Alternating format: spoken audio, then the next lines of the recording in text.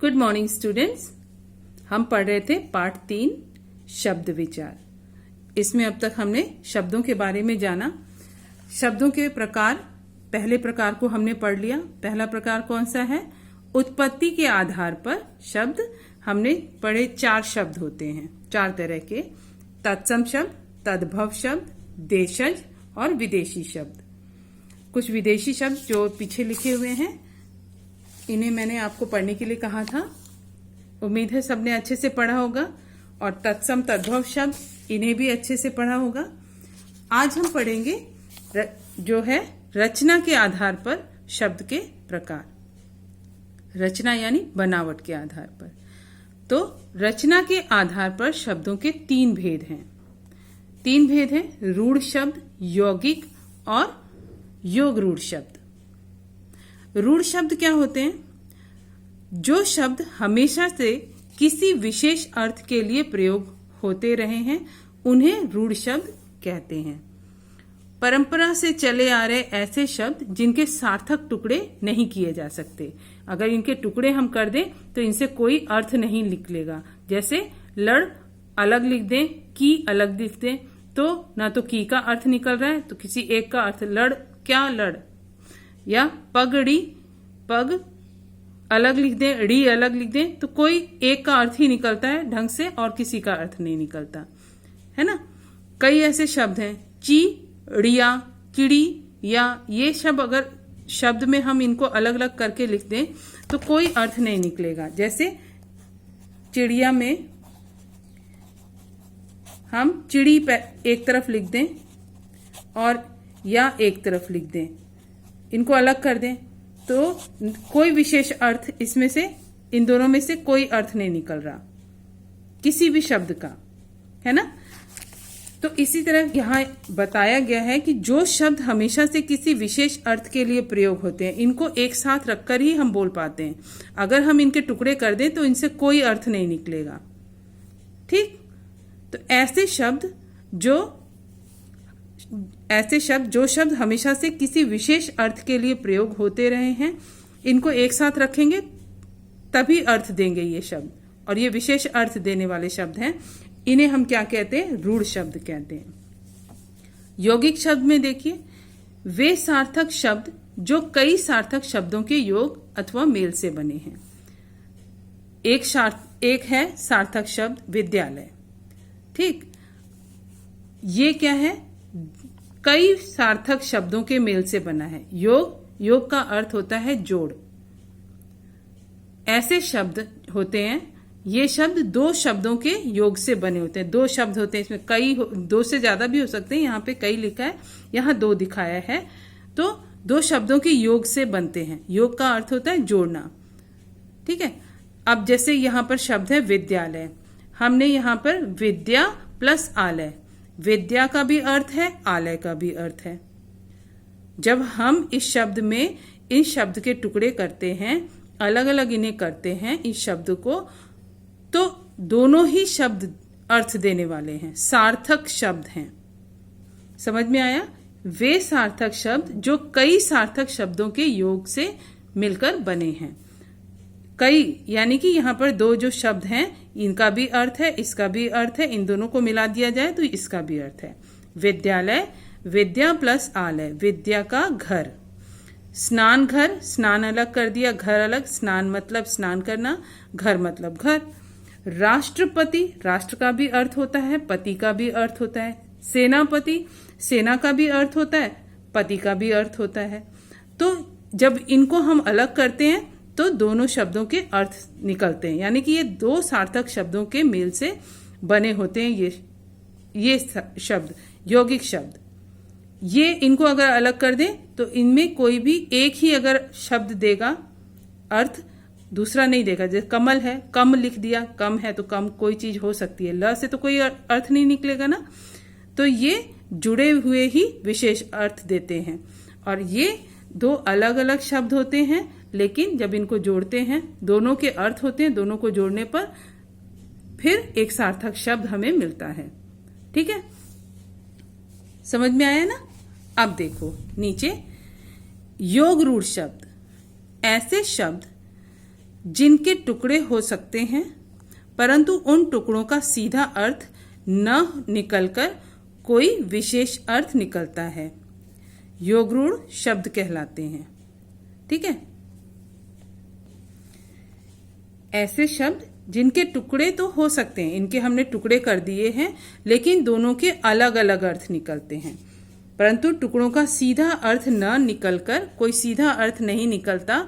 जैसे यहाँ विद्यालय था, विद्यालय विद्या प्लस आलय यानी स्कूल, विद्या का घर, ये सीधा अर्थ निकल रहा है। यहाँ देखो ये क्या बोल रहा है कि जब इन शब्दों के टुकड़े होते हैं, पहले तो टुकड़े तो हो सकते हैं परंतु उन टुकड़ों का सीधा अर्थ न निकलकर कोई विशेष अर्थ निकलता है, तो ये क्या होते हैं, योगरूढ़ शब्द कहलाते हैं। जैसे है पंकज, पंकज, ये हो गया पंकज। पंक का मतलब होता है कीचड़ और ज का मतलब होता है जन्म लेने वाला या उत्पन्न होने वाला, यानी कीचड़ में उत्पन्न होने वाला। क्या होता है कीचड़ में उत्पन्न? पंकज यानी कमल, है ना, एकदम अलग अर्थ निकल के आया। इसी तरह नील, नील मतलब नीला, कंठ मतलब गला, नीलकंठ, नीलकंठ, कंठ जिसका नीला है, किसका कंठ नीला है? शिव जी का, तो एकदम अलग अर्थ निकला है। समझ में आया ना? ऐसे शब्द जिनके टुकड़े तो हो सकते हैं, इनके टुकड़े कर दिए, लेकिन उन टुकड़ों का सीधा अर्थ न निकलकर क्या निकलता है? विशेष अर्थ वाला शब्द बनता है, उससे कोई विशेष अर्थ निकलता है। तो ऐसे शब्दों को हम क्या कहते हैं? योगरूढ़ शब्द कहते हैं। ठीक है, अब आगे देखिए, ये हो गया रचना के आधार पर। अब है प्रयोग के आधार पर। प्रयोग के आधार पर शब्द दो प्रकार के होते हैं, विकारी शब्द और अविकारी शब्द। विकारी शब्द में क्या है? देखिए, इनके रूप में लिंग, वचन तथा काल के कारण परिवर्तन आ जाता है। ऐसे शब्द होते हैं जिनमें लिंग, वचन तथा काल के कारण परिवर्तन आ जाता है। लिंग या वचन या कारक जो भी है, लिंग, वचन और काल के कारण इनमें परिवर्तन आता रहता है। जैसे संज्ञा, सर्वनाम, विशेषण एवं क्रिया। संज्ञा बालक, अगर लिंग बदल गया तो बालिका, है ना, ठीक है, और वचन बदल गया तो बालिकाएं या बालकों, तो ये बार बार चेंज होते रहते हैं, ये बदलते रहते हैं। विकारी शब्द में क्या होता है? लिंग, वचन और काल के कारण इनमें परिवर्तन आ जाता है। जब इनका हम वाक्य बनाने चलते हैं, शब्द लिखते हैं, अगर हम बहुवचन लिखते हैं तो वो तुरंत बदल जाते हैं। जैसे मैं जो है एक वचन और बहुवचन हम, बदल गया ना सर्वनाम। विशेषण, अब विशेषण में जैसे सुंदर, मीठा, दही मीठा है, जलेबी मीठी है, मीठा से मीठी बन गया, है ना। तो ये सारी चीजें। अब क्रिया में क्या? जा रहा है और लड़की है तो जा रही है, तो चेंज हो गया। तो इन सारे में संज्ञा, सर्वनाम, विशेषण एवं क्रिया में लिंग, वचन तथा काल के कारण परिवर्तन आता रहता है इन शब्दों में। तो ये क्या होते हैं? विकारी शब्द होते हैं। अगला देखो, अविकारी शब्द। अविकारी, इनके रूप में कभी भी किसी भी स्थिति में कोई परिवर्तन नहीं होता। ऐसे शब्द होते हैं ये कि इनमें चाहे कोई भी, चाहे लिंग हो, वचन हो, काल हो, कुछ भी हो, इनके कारण इन शब्दों में कभी भी कोई परिवर्तन नहीं होता है, कभी नहीं बदलते। अब जैसे क्रिया विशेषण, क्रिया विशेषण जैसे अब, यहां, अचानक, इतना, है ना, तो ये शब्द होते हैं क्रिया विशेषण, ये कभी भी नहीं बदलते। संबंध बोधक, के पीछे, लड़के के पीछे लड़की चल रही है या लड़की के पीछे लड़का चल रहा है, ठीक है। मेरे घर के पीछे आम का पेड़ है, तो के पीछे कभी भी नहीं बदल रहा है। शब्द बदल जा रहे हैं इधर उधर से, लेकिन के पीछे जो शब्द है वो नहीं बदल रहा है। तो संबंध बोधक के आगे, के पीछे, के ऊपर, के नीचे, इस तरह के शब्द होते हैं। और समुच्चय बोधक में, समुच्चय बोधक में और, अथवा, या, किंतु, ये शब्द आते हैं। राम और श्याम बाजार जा रहे हैं। सीता और गीता, तो और शब्द नहीं बदल रहा है, लेकिन और बाकी के इधर उधर के शब्द बदल जा रहे हैं क्योंकि वो संज्ञा है।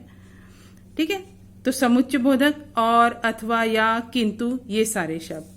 आगे है विस्मयादि बोधक। विस्मयादि बोधक, अरे वाह, शाबाश, ये किसी के लिए भी प्रयुक्त हो सकते हैं। ये शब्द हमेशा एक जैसे ही रहेंगे। तो ऐसे शब्द जो होते हैं जो किसी भी स्थिति में नहीं बदलते नहीं हैं, उन्हें हम कहते हैं अविकारी शब्द। क्रिया विशेषण, संबंध बोधक, समुच्चय बोधक और विस्मयादि बोधक शब्द होते हैं। इन शब्दों के विषय में आप अगले अध्यायों में पढ़ेंगे। इन सारे शब्दों के बारे में जो कौन कौन से होते हैं, जब हम आगे चैप्टर पढ़ेंगे इनके बारे में पढ़ेंगे। ठीक, तो पाठ यहीं पे आपका समाप्त होता है। अब कुछ जानने की बारी है, जरा इनके बारे में भी जान लें। वर्णों के सार्थक मेल को शब्द कहते हैं। शब्दों को 3 आधारों पर बांटा गया है: उत्पत्ति के आधार पर, बनावट के आधार पर और प्रयोग के आधार पर। उत्पत्ति के आधार पर शब्द के 4 भेद होते हैं: तत्सम, तद्भव, देशज और विदेशी शब्द। बनावट के आधार पर शब्द के 3 भेद होते हैं: रूढ़, यौगिक और योग रूढ़। प्रयोग के आधार पर शब्द के 2 भेद होते हैं: विकारी और अविकारी। ठीक, तो पाठ यहाँ पर आपका समाप्त होता है। खूब अच्छे से इस पाठ को पढ़िए, ध्यान से, और समझिए क्या क्या कहा गया है। वीडियो आप बार बार सुनिए। अगर आपको समझ में नहीं आता है, एक बार नहीं 2 बार आप वीडियो सुनिए और सुनकर समझिए। ठीक है, बुक भी अपने पास रखते रहिए और मैम की वीडियो भी चलाकर आप देखते रहिए। आपको तब समझ में आएगा कि कौन सी चीज कहाँ पर कैसे बताई गई है। ठीक, तो आप इस पाठ को अच्छे से पढ़िए। अगली वीडियो में हम पाठ के अभ्यास कार्य को करेंगे। ठीक।